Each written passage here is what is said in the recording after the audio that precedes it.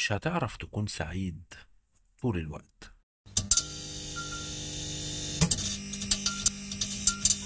شوف يا سيدي، في أيام هتبقى سعيد وسعيد جدا، وأيام تانية هتبقى حزين ودبلان وكمان مكسور.